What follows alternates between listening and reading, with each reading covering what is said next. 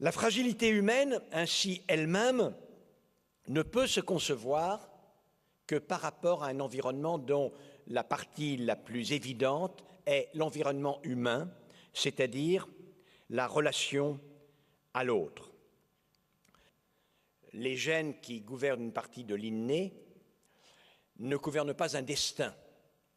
Les gènes gouvernent des propriétés des êtres, les propriétés des cellules, les propriétés des êtres. Ils n'entrent pas dans les capacités du gouvernant, certains l'imaginent, c'est un fantasme, de modifier ces faits de nature.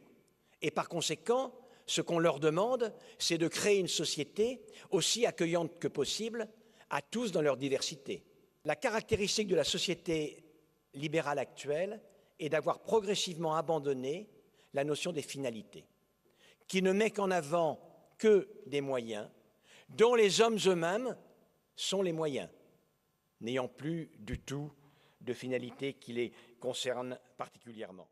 Le but de l'intervention sur la fragilité n'est pas d'accroître l'efficacité dans la transformation du milieu, mais d'agir à la fois sur la personne et sur le milieu, de telle sorte qu'in fine, la personne se trouve dotée des meilleurs moyens de son autonomie.